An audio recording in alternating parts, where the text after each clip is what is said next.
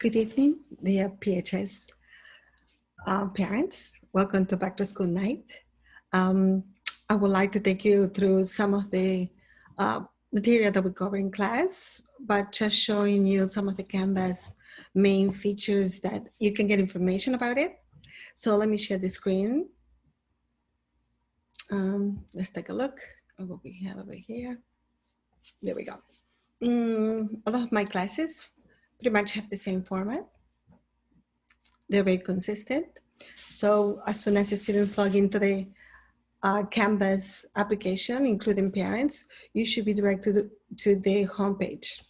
In my homepage, you can see the office hours, and I try to keep up with the latest month agenda, so students more or less know what's, not more or less exactly, they know, what type of day it is, the schedule, some of the different events that might take place in this September. We didn't have much, but that will be added to the actual calendar. There are a couple of things we have. Here is actually a help on how to use Canvas. It's kind of limited to exactly what they need. Otherwise, it becomes a little bit too overwhelming. Canvas is pretty big, powerful, and it has a lot of great features. As a matter of fact, I think it's going to be a really good tool for teaching. Down below, as you can see, this is not a link. This is just a title for really quick access to some of these most used features in Canvas. For example, the modules and the class overview. Each of them will have, each class that I teach will have a different content, except for example, about myself, but the rest is kind of different. It's also accessible, all of that is also accessible through the, what they call the global navigation bar on the left side. So ideally, the students should have access to the Zoom meeting for the day by clicking over here, and they're all posted already all the way to October. And so they know where to go and how to join it right away.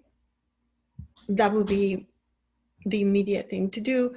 Announcements are next, and of course, modules are the link where the actual content for each class is. The class overview is the one that I would like to emphasize a little bit, just because it contains information about the resources, the type of material we're going to cover, the grade composition, more or less how I do grading, the submission policy, including dates that are really important for students and parents. And mostly I want to make sure that everybody understands what is expected from them, when is expected, and how it should be turned in the material that I ask for. So if I'm looking at the Pinto class, I like to cover the material in a kind of fun way. Is the introductory class. So I start with basic stuff, but we kind of create small games to start, and then it gets more complex. If we're looking at the actual Java class, then we have a different type of setup right here. Of course, I cannot do that because I'm using Vue as a student. So I'm going to use my access. This is actually something that was written in Java, believe it or not.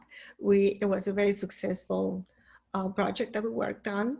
For the Java class, we have a lot of material. These two actually are the resources that we are going to use in the most. If we're back in the building, we're going to do something called physical computing, in which includes writing programs for a very basic, simplistic type of robot.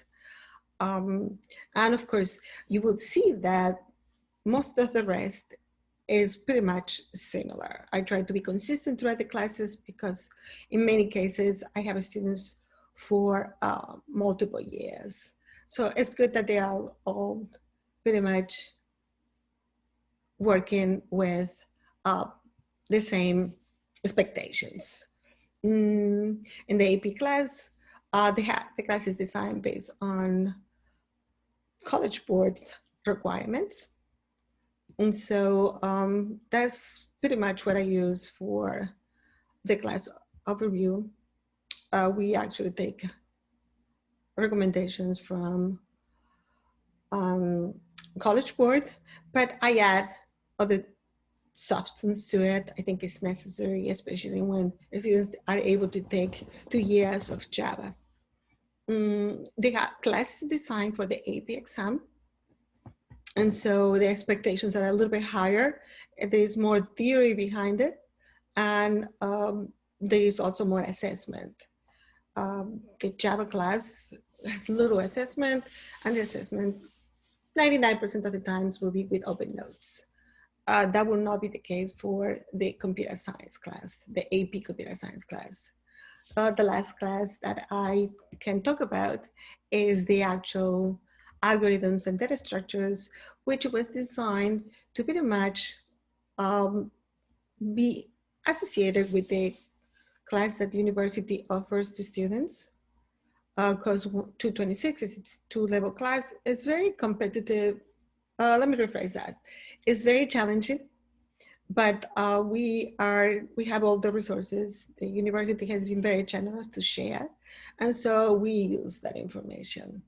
There are no testing in this class, which is something that we all appreciate. It's mostly project-based, and some of the projects are very challenging. We use the actual book from Professor Cedric. And most of the material that we cover, I have already created a syllabus. I don't think we're going to cover these 2 chapters, but there will be resources available for any student that wants to jump ahead and take a look at what's out there. I would say that most of my classes, and it's important for you to understand, and I will be communicating with you, is the fact that students do have a different way of learning, and the pacing might be different. So that is accessible in these classes, in my 4 classes. And that's why we have something called soft and hard due dates. Students are aware of that. We talk about that multiple times, and I will be reminding them constantly. Each individual assignment, which comes in the modules, will have a due date. That due date will help them through the actual year to manage the workload. Of course, a lot of students have extracurricular activities after school, so I gave them a little bit of room to turn in assignments without being penalized. However, there are some hard due dates that the material has to be in by then. Of course, there are extraneous circumstances that I am going to handle on a one-on-one basis. I don't think I ever had any problems with that, and we can always come up with a compromise. I know that you have a lot of questions, but you should know that you can contact me anytime. My email address is probably at the top, should be at the top on the home page. Maybe not. That's interesting. Maybe this one, wait, maybe this one I did forget, but not on the other ones. I am pretty sure about that. Here it is. So here's my email address, so you can contact me anytime. I think I already contact all of you. So I do know your email addresses, and you know my email addresses because we already have an exchange of emails. But let's say you have a very specific question, please don't hesitate to contact me. It's been great to send this message to you through a video. Usually I cherish to see parents in the classroom. The classroom usually gets very full. Unfortunately, this year it's not possible, but we still can communicate. Nothing will stop stop our communication wishes and desires. And the same thing with the students. By the way, I just want you to know that students have been extremely positive in showing up to class, perfect attendance, working on activities that kind of a little bit difficult to do them in on the virtual setting, but they're working with me to make it be successful. I wish all of you a successful year as parents of students in the high school. And I hope to see you soon, even if it is in a Zoom meeting. Bye bye. And you have a good night. Thank you.